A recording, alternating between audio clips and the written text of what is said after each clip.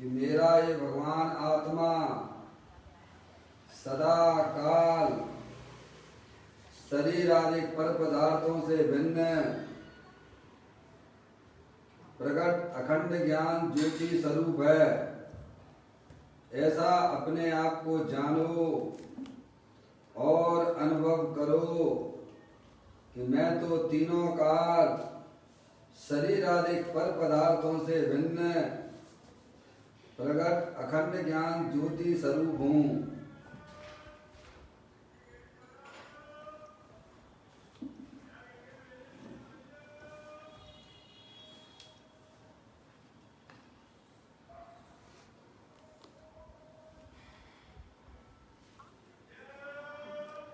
इसी प्रकार से संसार अवस्था में आत्मा की पर्याय में जो विविध प्रकार के पुण्य पाप के परिणाम होते हैं वे समस्त भाव पर के लक्ष्य से होने वाले भाव हैं। वे हमारे आत्मा का स्वभाव नहीं है। ऐसे समस्त रागादिक परिणामों का लक्ष्य छोड़ते हुए अंदर जो पूर्ण निराकुलता स्वरूप भगवान आत्मा है, जो कि अकृत्रिम निर्विकल्प चैतन्य प्रभु है, ऐसे ज्ञायक प्रभु परमात्मा में अपनी पर्याय का संबंध जोड़ते हुए कि मेरा ये भगवान आत्मा तीनों काल अकृत्रिम निर्विकल्प वीतराग स्वरूप है, ज्ञान आनंद की मूर्ति है। ऐसे ज्ञायक प्रभु परमात्मा रूप से अपने आप को शरीर राग आदि का लक्ष्य छोड़कर ऐसा अनुभव करो कि मैं तो तीनों काल अकृत्रिम निर्विकल्प वीतराग आनंद मूर्ति हूँ।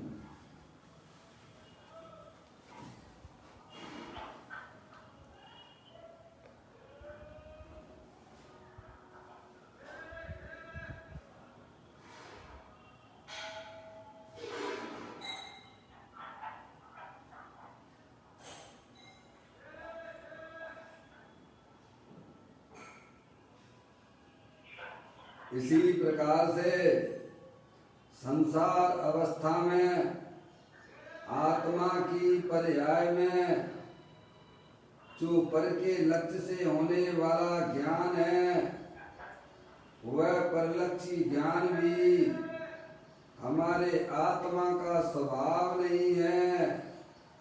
ऐसे समस्त परलक्षी ज्ञान की पर्याय में एकत्व बुद्धि, ममत्व बुद्धि, कर्तृत्व बुद्धि, भोक्तृत्व बुद्धि, वह परलक्षी ज्ञान की ज्ञाता बुद्धि को भी छोड़ते हुए कि मेरा ये भगवान आत्मा सदा काल शरीर रागादिक परिणतियां और परलक्षी ज्ञान की पर्याय से भी भिन्न मैं तो तीनों का प्रकट अखंड ज्ञान ज्योति स्वरूप हूँ।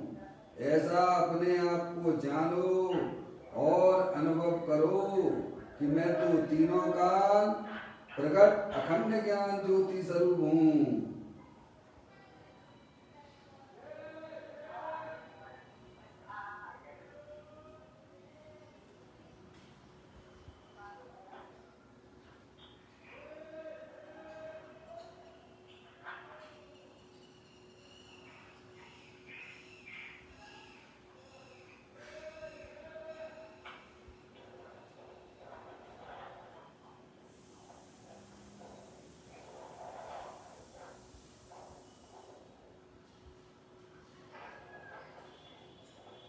मेरे भगवान आत्मा में शरीर रागादिक परिणतियां और परलक्षी ज्ञान की पर्याय प्रवेश नहीं करती है, क्योंकि मेरा ये भगवान आत्मा सदा का शुद्ध विज्ञान घन स्वरूप भगवान आत्मा हूँ मैं।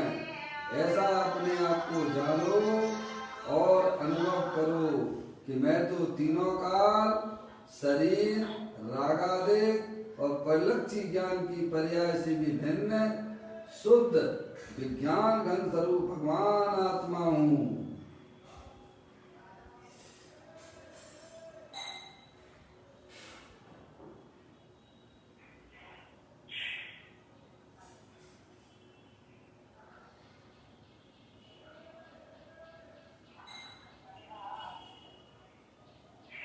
द्रव कर्म, भाव कर्म, नौ कर्म रहित शुद्धात्म स्वरूपो हम। मेरा ये भगवान आत्मा सदा का ज्ञानावर्णादि द्रव कर्म, मोराग्देश भाव कर्म, शरीर आदि नौ कर्म, इन तीनों कर्मों से रहे मैं तो परम पवित्र शुद्धात्मा हूँ। ऐसा अपने आप को जानो और अनुभव करो कि मैं तो परम पवित्र शुद्धात्मा ही हूँ।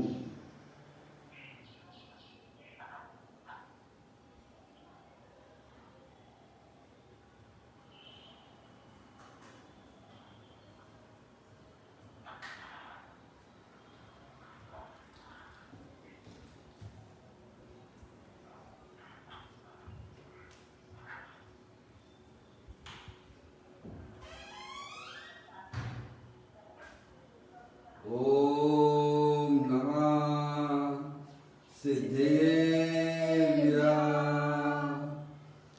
ओम नमः सिद्धेभ्यः। ओम नमः सिद्धेभ्यः। ओम नमः सिद्धेभ्यः। चिंतामणि सम स्वयं का चैतन्य तत्वमान है। निज का करूं मैं चिंतवन, निज का करूं श्रद्धान मैं। शुद्धा तुम्हारी देव है जो गुण अनंत निदान है। मैं स्वानुभव में देख लूं आत्मा स्वयं भगवान है।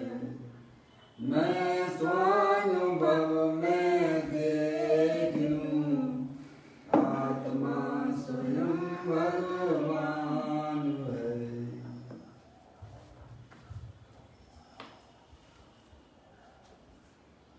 द्रव दृष्टि जिनेश्वर और पर्याय दृष्टि जिनेश्वर की चर्चा महान ग्रंथ के माध्यम से यहाँ पर चल रही है।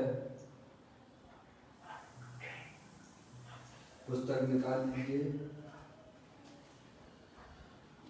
हाँ,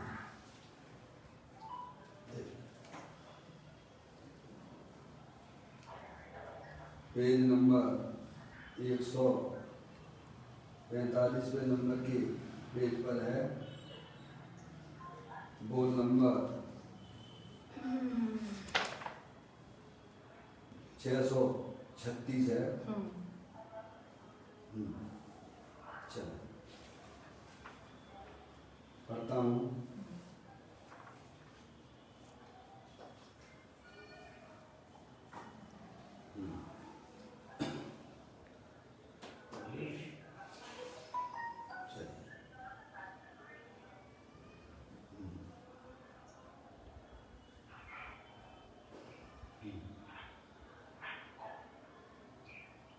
रागादि से भिन्न सहज ज्ञान, सहज आनंद आदि अनंत गुणमय निज आत्मा के त्रिकाले अखंड ध्रुव स्वरूप का गुरुगम से अंतर में बराबर निर्णय करके सूक्ष्म उपयोगवान होकर ज्ञायक स्वभाव में गहरे अवगान करके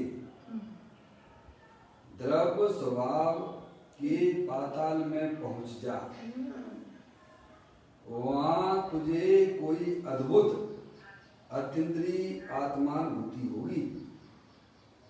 जब तक आत्मा यथार्थ रूप से प्रतीति में न आए तब तक उपयोग स्थूल है।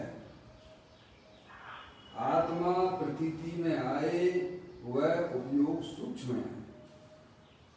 11 अंक का पाठी हो परंतु अंतर में आत्मा का यथार्थ स्वरूप स्वानुभव पूर्वक प्रतीति में न आए तो उसका भी स्थूल उपयोग है। स्थूल ऐसे व्रतादि के मंद कषाय में वह अटक गया है।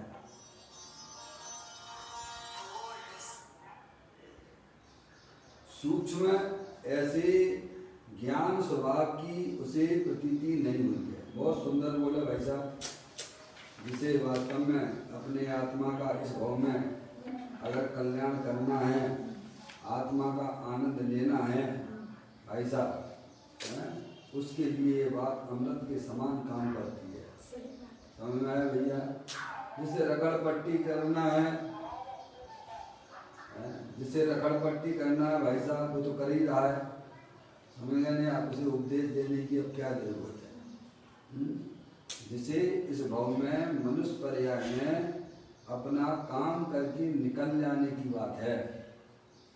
समझ में आया? उसके लिए यह उपदेश अमृत के समान काम करता है। समझ में आया भैया? ये अनादिकाल का केस है जो आज तक हम सुलझा नहीं पाए हैं। अत्यंत परमात्मा अनंत बार मिले तब भी हमारा केस उलझा का उलझा रहा। समझ में आया? जहाँ सुलझने की पूरी गुंजाइश थी वहाँ भी हम ना सुलझा पाए तो बताओ कहाँ सुलझाओगे? समझ आया? इसीलिए अध्यात्म की भरी हुई चर्चा बहुत गंभीरता से जिन्हें देव परमात्मा की यहाँ से आई हुई बातें हैं। इसे उथले मन से, उथले उपयोग से अगर आप इसे सुनोगे तो आपको कुछ भी नहीं मिलने वाला है। समझ में आया भैया? तत्व बहुत गंभीर है। समझ में आया? देखो हम आपके सामने पढ़ रहे हैं किन लोगों को यह आत्मा की प्राप्ति होती है, और कब तक हमारा उपयोग स्थूल रहता है, यह भी बात समझने की बात है। समझ में आया भैया? देखो एक एक शब्द इसमें कितने महत्वपूर्ण किए गए हैं। राग आदि से भिन्न सहज ज्ञान, सहज आनंद आदि अनंत गुणमय निज आत्मा के त्रिकालिक अखंड ध्रुव स्वरूप का गुरु गम से अंतर में बराबर निर्णय करके सूक्ष्म उपयोगवान होकर ज्ञायक स्वभाव में गहरे अवगान करके द्रव स्वभाव के पाताल में पहुंच जाए। समझ आप किसको पहुंचाने की बात कर रहे हैं भाई साहब? वर्तमान ज्ञान की पर्याय। समझ में आया? अपना जो वर्तमान में मति शुद्ध ज्ञान है ना, उसको अपने ज्ञायक प्रभु परमात्मा के पास ले जाने की बात की जा रही है। समझे? वर्तमान में जो हमारी पर्याय में जो मत शुद्ध ज्ञान है, समझ में आया? अनादि काल से बैरमुखी होकर अंदर पर्याय में दुख की पर्याय उत्पन्न किया करती है। अब ज्ञानी हमें समझाते हैं कि तुम्हें अगर अपने आत्मा में अतीन्द्रिय आनंद की प्राप्ति करना हो, सिद्ध भगवान जैसा अगर आनंद तुम्हें चाहिए तो हम तुम्हें एक विधि बता देते हैं। क्या भाई साहब? अगर तुम कर सकते हो तो तुम्हें करना चाहिए। करने की योग्यता तो है आपके पास में।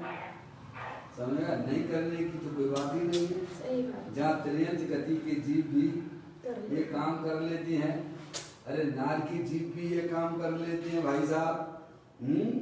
तो हमारे और तुम्हारे लिए ऐसी कोई प्रतिकूलताएं बाद में ऐसी नहीं है जिसे हम काय समय भगवान के पास जाके कहें प्रभु अभी तो मैं नहीं कर सकता है। समझ गए? नरक जैसी प्रतिकूलता भी हमारे आपके पास में भी नहीं है। ऐसा महान पुण्य का उदय हमारे पास में फटा पड़ा हुआ है। समझ में आया? और फिर भी हम नहीं कर रहे हैं तो हमारी भाई साहब अज्ञानता कहो या प्रमाद कहो, एक ही बात है भाई साहब। आप अपने आप को पहचानने की कोशिश कीजिए। यहाँ तो ज्ञानी कहते हैं रागादि से भिन्न सहज ज्ञान है। अंदर में जो विविध प्रकार की जो इच्छाएं होती हैं उन पाप रूप से होती हैं, उनसे भिन्न। क्या कहा? शरीर से तो शरीर तो मुर्दा है भाई साहब, समझ में आया भैया? नहीं आई समझ में? शरीर तो अभी भी मुर्दा है। समझ में आया भैया? वह जड़ है, वह तो कोई जानता देखता नहीं है। उससे भिन्नता की बात ना करते, वो तो स्थूल है। क्या भाई साहब? जीव जुदा, पुद्गल जुदा, ये तो स्थूल बात है। समझ में आया भैया?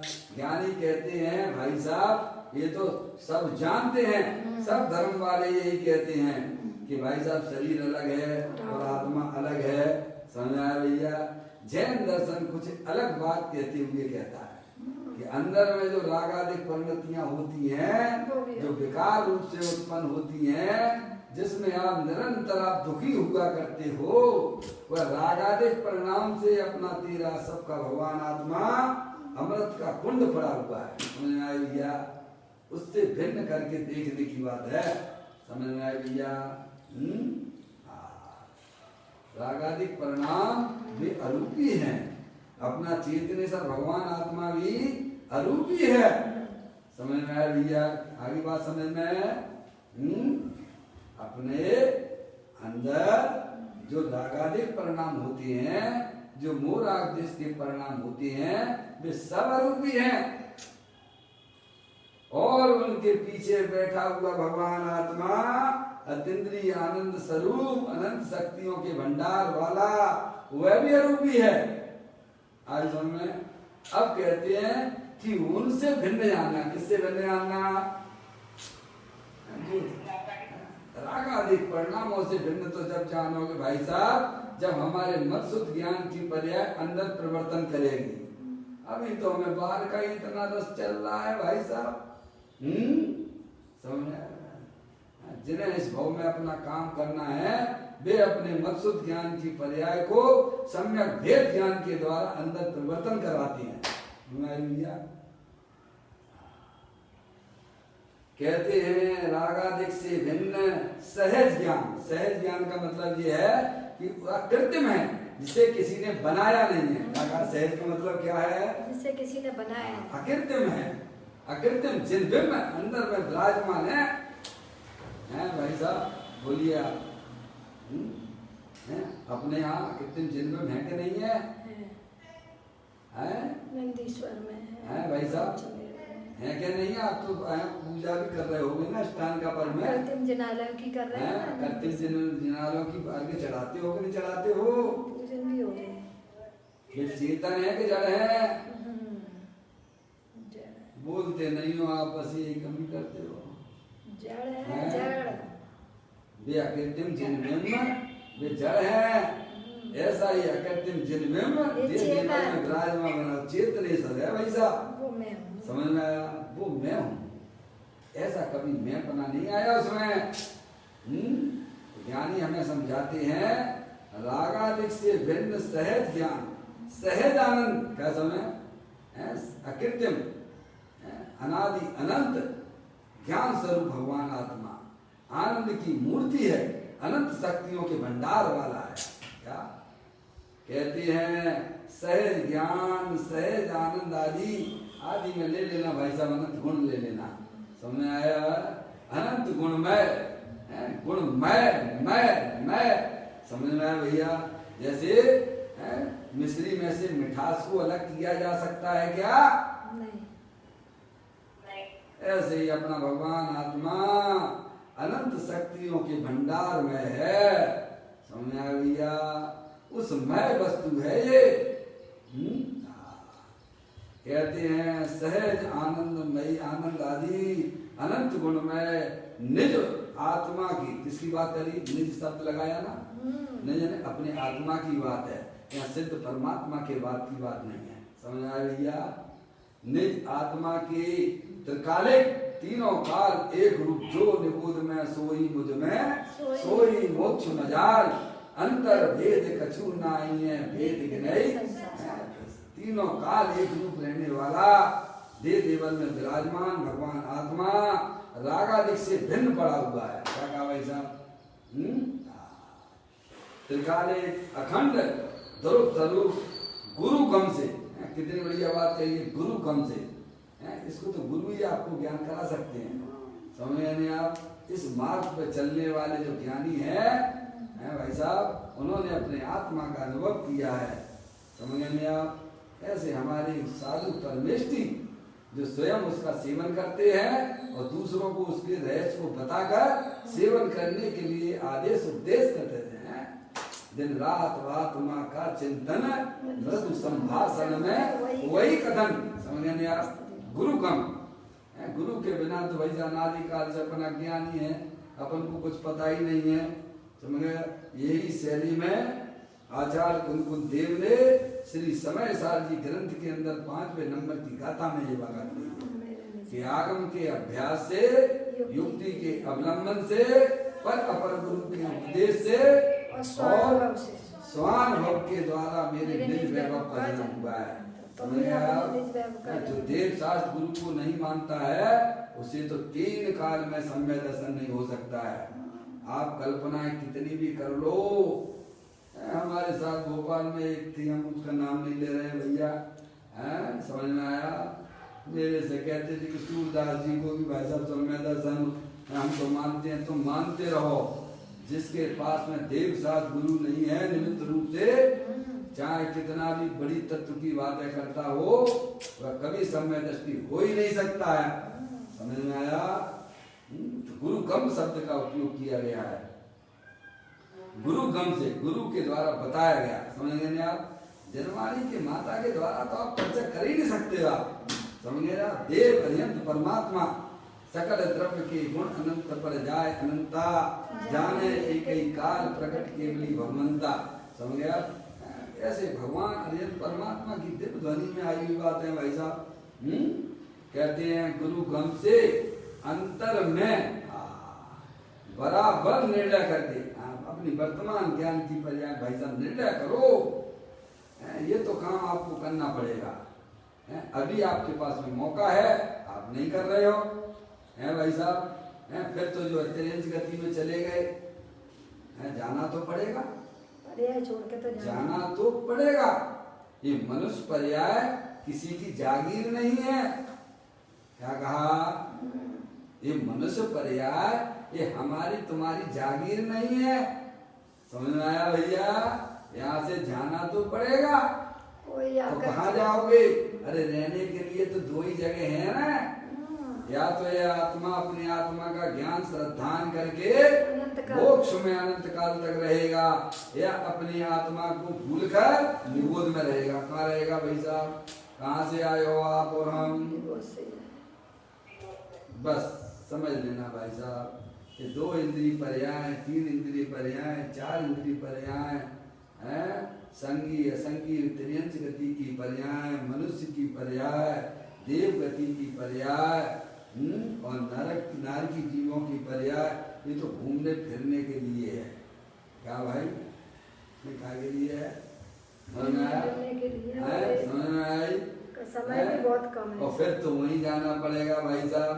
हम कितनी भी यात्रा करके चले आते हैं, फिर आते कहाँ पर हो? अपने घर में ही आते हैं भाई साहब। कब तक भटकोगे? कब तक भटकते रहोगे? समझ में आई भैया? आना तो पड़ेगा आपको अपने घर में भैया। ऐसे ही ज्ञानी हमें समझाते हैं भैया, अगर तुम वर्तमान ज्ञान की पर्याय में, शुद्ध ज्ञान की पर्याय में निर्णय नहीं करोगे, मैं कौन हूँ? मैं चेतने सर भगवान आत्मा हूँ। ये शरीर आदिक तो ये जड़ है, समझ आया? ये रागादिक परिणतियां तो उत्पन्न विध्वंसी है, ये हमारे आत्मा के अंदर प्रवेश करती नहीं है। इतना अगर आपने निर्णय नहीं किया भाई साहब, तो ये मनुष्य पर्याय हार जाओगे आप, समझ में आया भैया? और फिर हमारा आत्मा अनंत काल के लिए निबोध में चला जाएगा, समझ में आया? अभी मौका है। बोल समझ सुन चेत सयाने काल प्रता मत होवे, यह नरभव फिर मिलन कठिन है जो सम्यक नहीं होवे। समझ में आ लिया? तो कहते हैं अंतर में यानी अपनी श्रुत ज्ञान की पर्याय में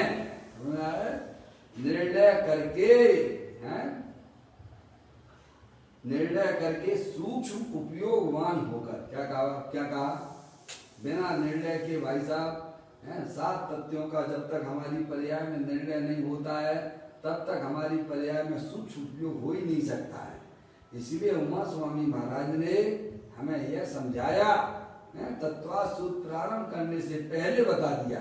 समझ में आया? तत्वार्थ श्रद्धानम सम्यक दर्शनम।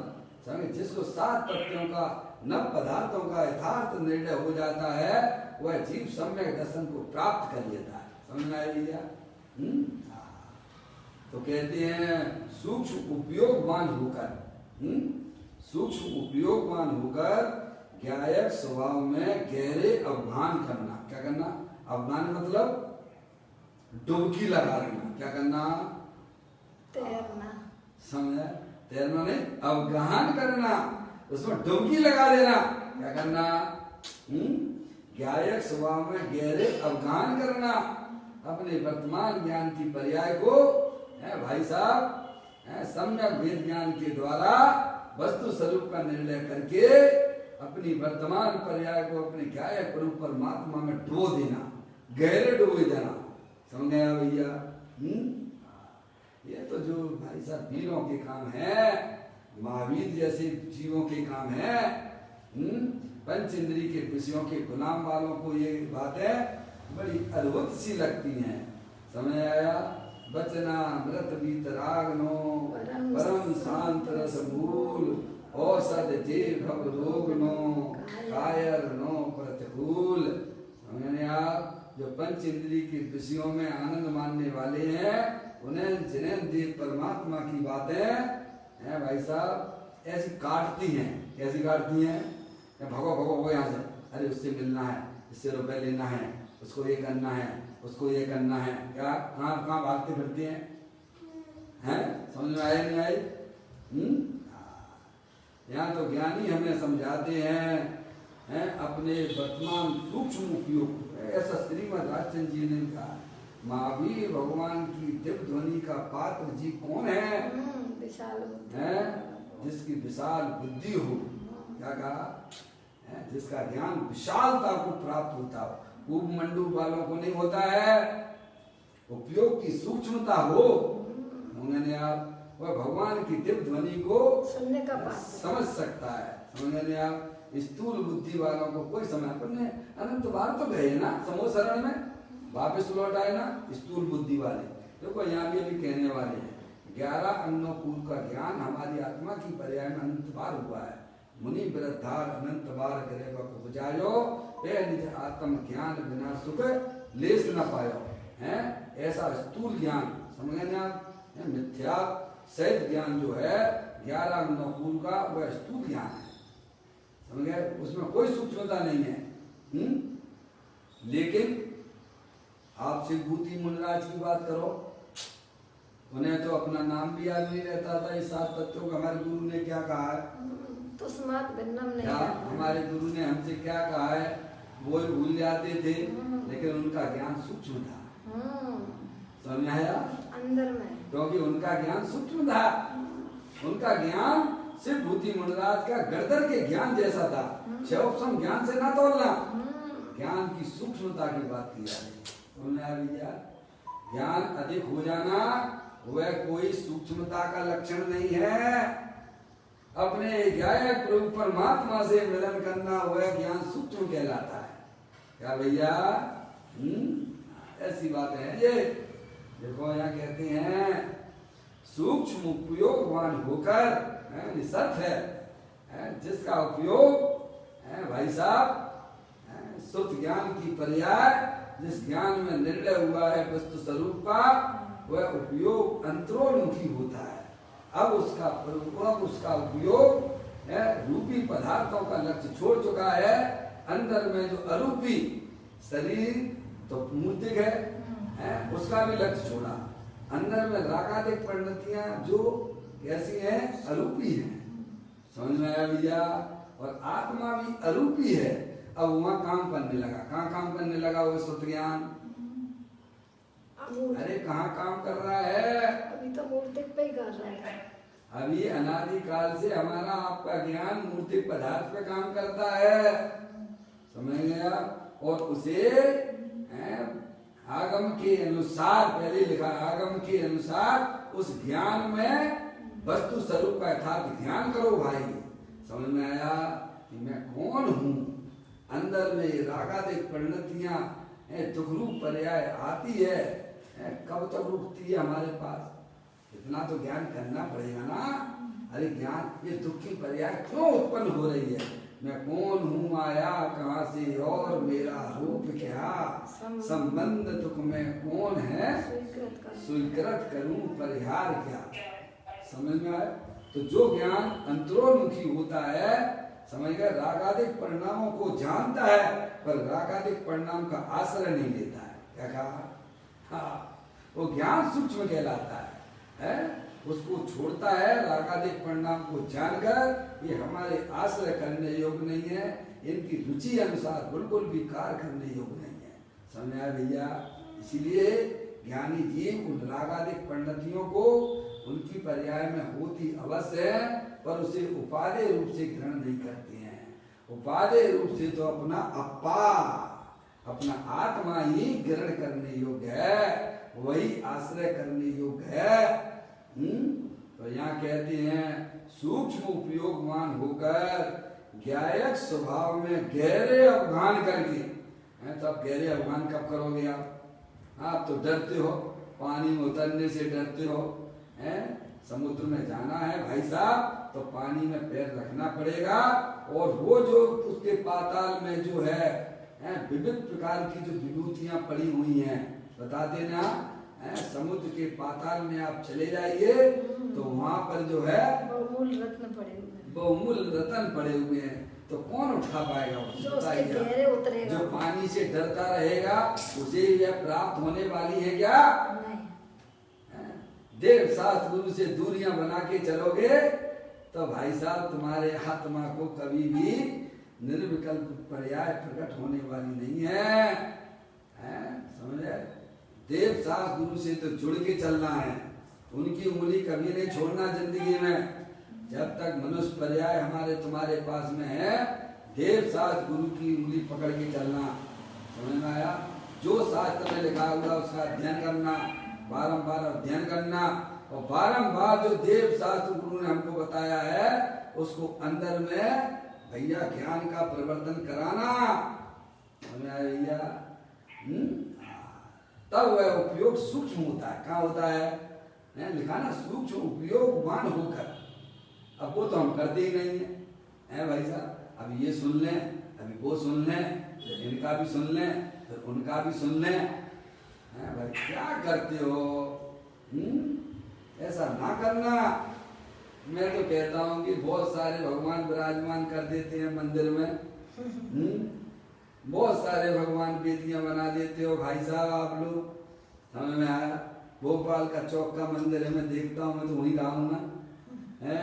नीचे भगवान के दर्शन करे, फिर उसके बाद बीच वाली मंजिल पे करे, और फिर उसके बाद जो है तीसरी मंजिल पे चलेगा, 24 भगवान विराजमान, और फिर उसके बाद चौथी मंजिल पे भी चले गए। अरे भाई साहब तुम्हारे पास मनुष्य पर्याय में कितना समय है? सब पामर होके ही निकालना है क्या? सही बात है। अरे भगवान की प्रतिमा बहुत है हमारे समय दर्शन के लिए। गौतम थी ना, कितने लोगों को नमस्कार किया था, और हम रोज ना कितने को नमस्कार करते तो भी समय दर्शन नहीं होता है। क्यों? क्योंकि हमारी आदतें गलत हैं। समझ आया?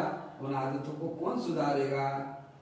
एक भगवान अगर होते, प्रतिमा होते सामने, तो आपने इतना समय भगवान के दर्शन के लिए निकाल के आए हो, 20 मिनट आधा घंटा निकाल के आए हो, भोपाल के चौक के मंदिर में चले आते तो आधा घंटा तो तुम्हारा इसी में निकल जाएगा। 1 घंटा लगेगा पूरा। समझ में आया भैया? दर्शन करने। अरे एक ही भगवान होते तो आधा घंटा भगवान को निहारते ना प्रभु कि प्रभु आप क्या कर रहे हो?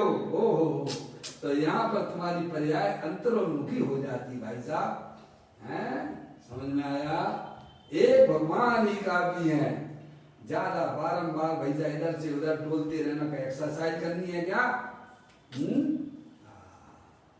समझ में आए भैया? सब वीतरागी भगवान हैं और हम तब भी नहीं समझ पाते, इतने को दर्शन करते हैं पर हमारी ये समझ में नहीं आता है कि भगवान क्या कह रहे हैं। गजब की बात तो ये है। गौतम ने तो एक बार, गौतम को तो समझ में आ गई, एक बार बोला उन्होंने कितने भगवान को नमस्कार किया होगा, वीतरागी भगवान को।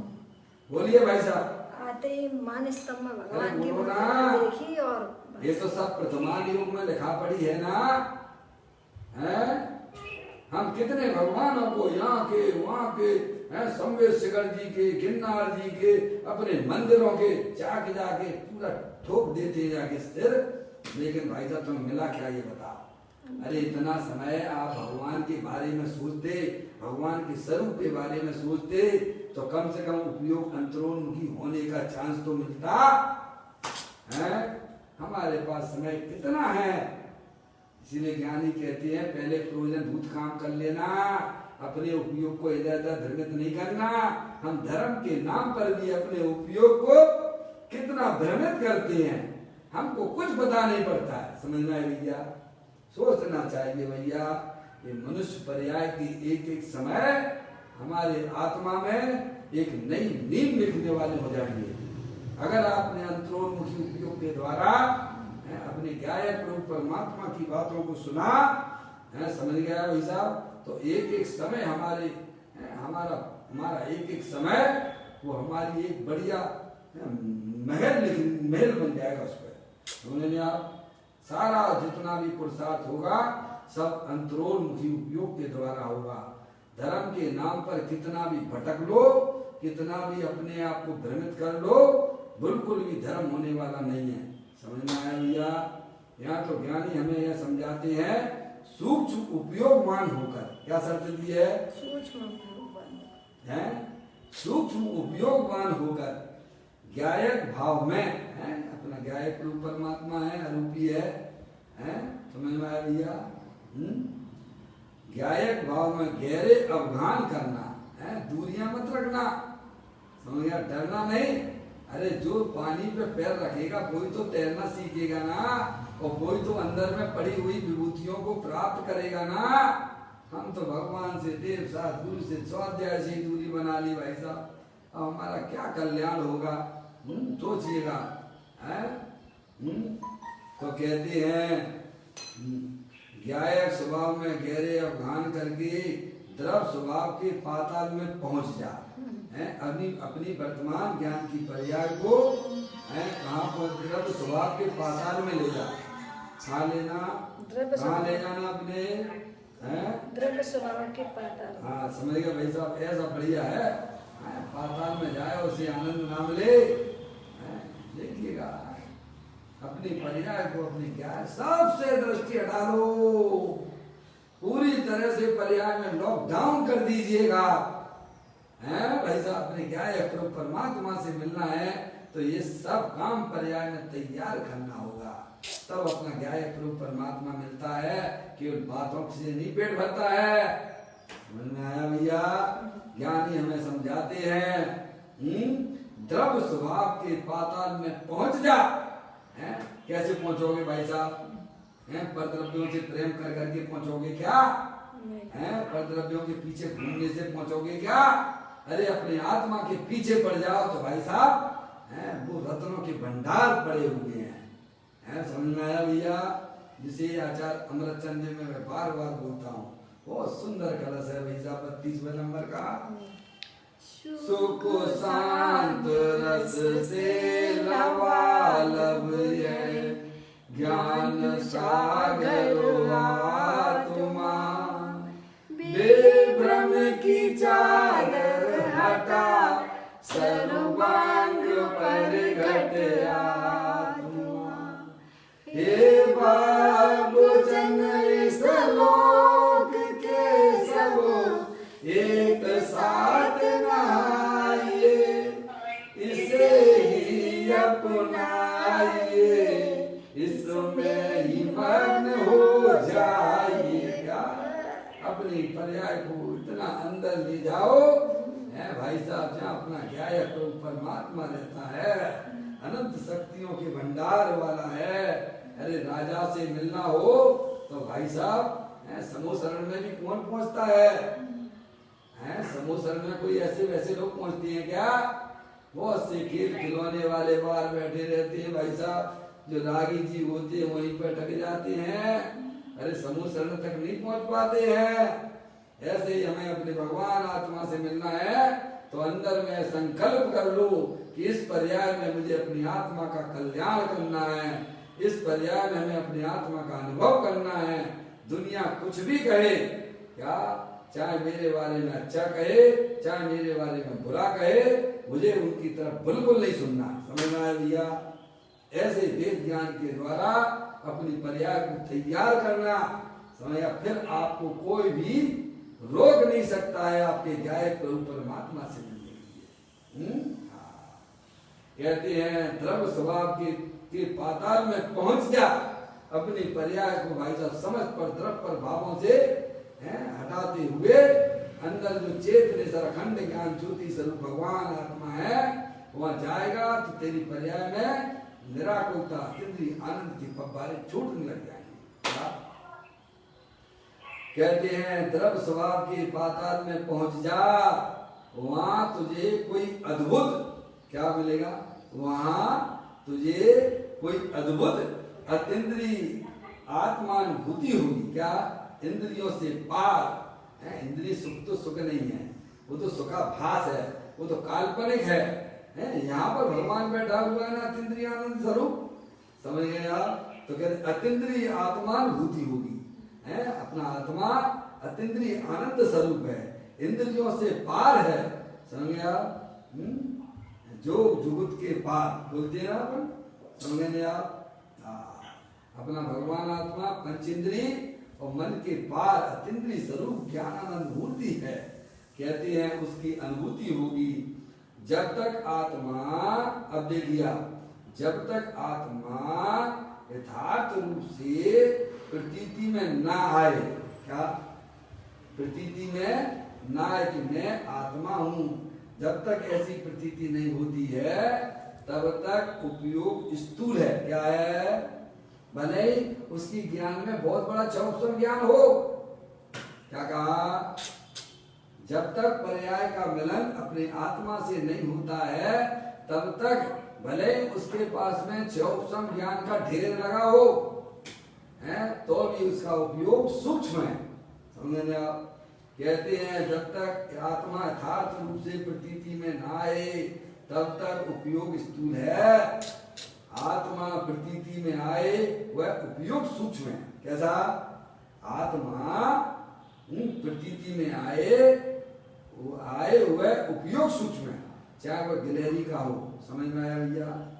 चाहे वह त्रियंच गति का जीव है, समझ गए नहीं आप? संगी पंचेंद्रिय है, मेढक है, समझ गए नहीं आप? भले उसको जो है आपके 9 तत्वों के नाम नहीं मालूम है, उसे ये भी नहीं मालूम है कि मैं आत्मा शब्द भी नहीं बोल पाता हो। समझ गए आप? ऐसे सम्यक दृष्टि जीव त्रियंच गति का रहने वाला भी उसका उपयोग सूक्ष्म होता है। कैसा होता है? क्या कहा? जिसे अपने आत्मा की प्रतीति है, चाहे भले उसे चौकसम ज्ञान उसका बहुत कमजोर है, 7 तत्वों के नाम भी नहीं जानता है, तो भी उसका उपयोग जैसे गणधर भगवान का सूक्ष्म उपयोग होता है, वैसी की वैसी क्वालिटी उसमें आ गई है। क्या आ गई है? समझे? चौकसम की क्वांटिटी में तो अंतर है पर क्वालिटी एक है। त्रियंच गति का संगी पंचेंद्रिय जीव है, आत्मानुभूति लिए हुए है, नार की जीव है, उसका उपयोग सूक्ष्म हो चुका है क्योंकि उसने अंदर में अपने भगवान आत्मा जो सूक्ष्म रूप से विद्यमान है उसकी बैठक वहां पे उसने अपने उपयोग को वहां लगाया तो वह उपयोग सूक्ष्म कहलाता है। देखिएगा, आत्मा प्रतीति में आए वह उपयोग सूक्ष्म है। 11 अंक का पाठी हो परंतु अंतर में आत्मा का यथार्थ स्वरूप स्वानुभव पूर्वक प्रतीति में ना आए तो उसका भी स्थूल उपयोग है। समझ गए आप? समझ गए? या तो सम्यक दृष्टि का उपयोग है, बहुत सूक्ष्मता में लिया है। बाकी का और सब क्या? स्थूलता में है। जिसकी पर्याय अपने त्रिकालिक ध्रुव भगवान आत्मा से मिलान कर रही है, बस। मिल रही है, वो सूक्ष्म है। हाँ। समझ गया? और भले ही छह उपसम ज्ञान बहुत कितना भी क्यों ना हो, समझ में आया भैया? हाँ, पर आत्मानुभूति ना होने के कारण से उसका सब छह उपसम ज्ञान सब इसी पर्याय में खत्म हो जाएगा। क्या हो जाएगा भाई साहब? एक ठोकर लगेगी तो अपने आप को भूल जाएगा कि मेरा नाम क्या है। ये छह उपसम ज्ञान की दशा उदारी का ज्ञान है, वो कोई आत्मा का ज्ञान नहीं है। वो समझ गए आप? इसीलिए छह उपसम ज्ञान वालों को विशेष रूप से समझना चाहिए कि इस छह उपसम ज्ञान पे इतराने की जरूरत नहीं है। आपको बुद्धि मिली है तो अपने आत्मानुभूति में लगाना। समझ में आया भैया?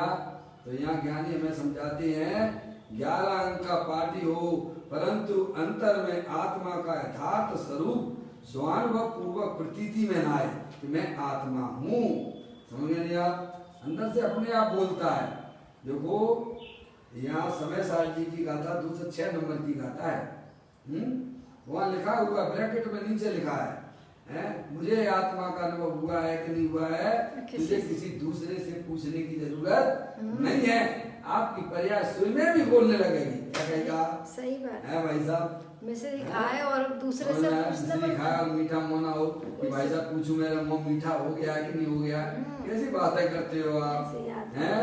मिश्री खाए और मीठा मुँह ना हो और तेरे को जानकारी में ना हो, ऐसा 3 काल में नहीं होता है। ऐसे ही जिसे आत्मानुभूति होती है उसे किसी दूसरों से पूछने की जरूरत नहीं होती है, क्योंकि उसका उपयोग वर्तमान ज्ञान की पर्याय अपने त्रिकालिक ध्रुव भगवान आत्मा के साथ में अनुभूति रूप में जुड़ी हुई है। समझ गए आप भैया?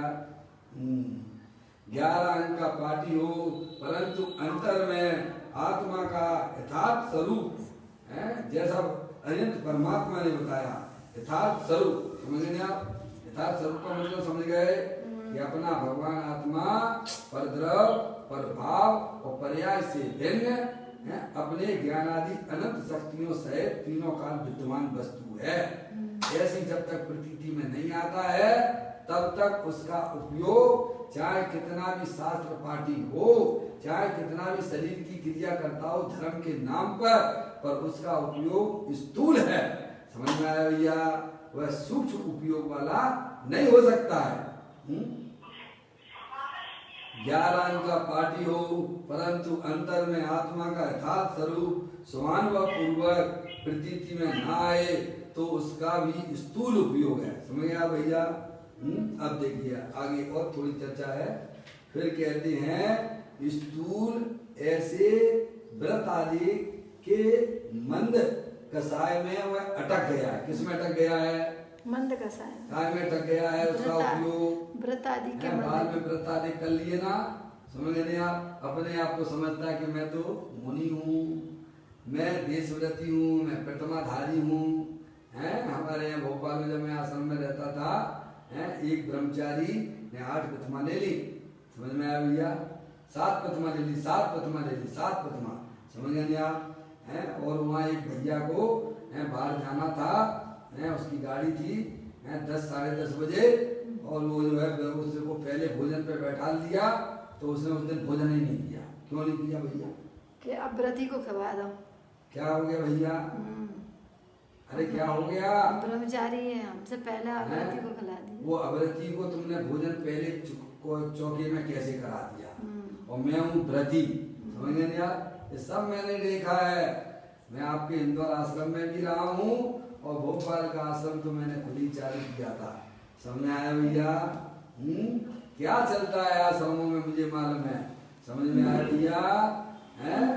थोड़े से व्रत आदि ले लिए और अपने आप को समझते कि मैं बहुत बड़ा धर्मात्मा हूँ। समझ में आया भैया? तो उसकी पर्याय का जुड़ान जड़ पदार्थों पे लगा हुआ है।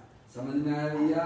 तो यहाँ कहते वो स्थूल बुद्धि वाला है। देखो क्या कहते हैं, स्थूल ऐसे व्रत आदि के मंद कसाय में। समझ गया? कसाय तो मंदता है, पाप के कार्यों में नहीं जुड़ा हुआ है, लेकिन ऐसे व्रत आदि के मंद कसाय में अटक गया है। क्या? उसी से उसने धर्म मान लिया है। समझे ना? आप उसको नमस्कार नहीं करो ना तो क्या कहेगा?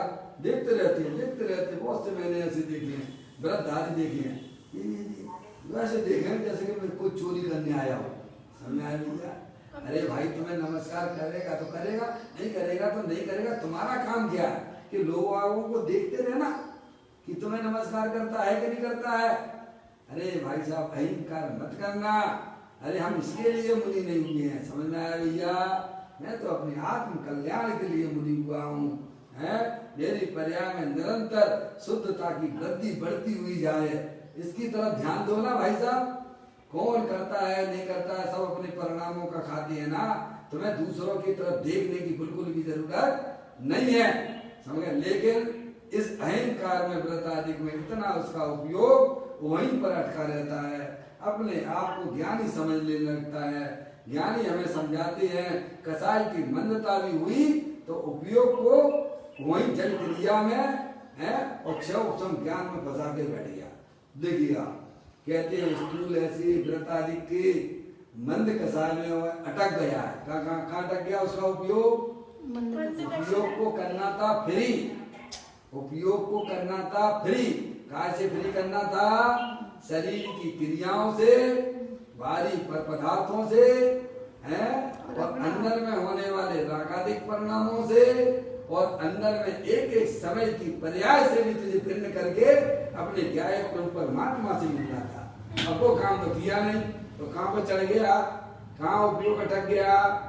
समझ आया? समझ में आया भैया? तो वह उपयोग वहीं पर जुड़ा हुआ है। समझ में नहीं? कहाँ पर? बाहरी क्रियाओं में जुड़ा है। तो वह उपयोग स्थूल हो गया। कहाँ हो गया? सूक्ष्म उपयोग कब होता है?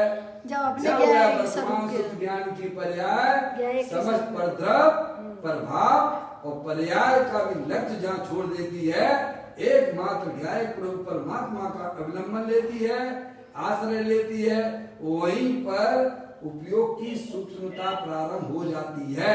समझा? आपको ये काम करना है। कैसे कर सकते हो, कैसे नहीं हो सकता भाई साहब, ये आपको सोचना पड़ेगा। जो जो करते हैं, जितने भी ज्ञानी हुए हैं, सबने यही कार्य किया है। समझ पर द्रव प्रभाव और पर्याय से भी पार अपना जो त्रिकाल ध्रुव भगवान आत्मा है उसका आश्रय लिया है, उसका अवलंबन लिया है।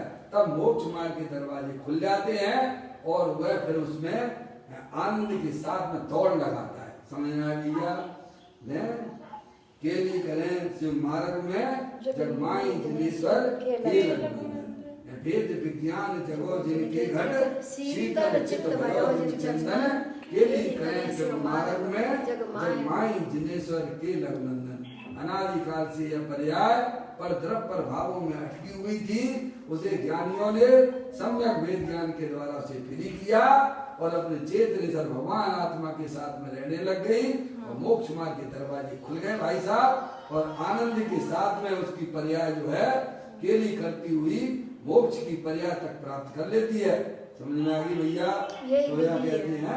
यही विधि है मोक्ष मार्ग। ये है विधि, आप घर में बैठे कर सकते हो भाई साहब, चिंता की कोई बात नहीं है। भाई साहब मुनि बने ना होता है क्या मोक्ष? हमको भी मालूम है, मुनि हुए बिना किसी को मोक्ष नहीं होता है। लेकिन घर के काम तो घर में करोगे कि नहीं करोगे? है भाई साहब? और वो वाला मोक्ष नहीं हो पाया, वो भी नहीं करना चाहते हो भाई साहब, तो कैसे काम चलेगा? दृष्टि मुक्ति तो कपड़े पहने काम ऑफिस में करने लगे हैं तो क्या होगा? अजय भैया, अरे घर के काम तो घर में करो ना प्रभु। घर के काम ऑफिस में करने लगोगे तो ऑफिस के काम कहाँ करोगे भैया? आप श्रावक हो, तत्व का अभ्यास करिए बारंबार। जिन्हें देव परमात्मा के द्वारा बताए हुए मार्ग को बारंबार अपने उपयोग में निर्णय करके अपने ज्ञायक रूप परमात्मा से अनुभव करिए।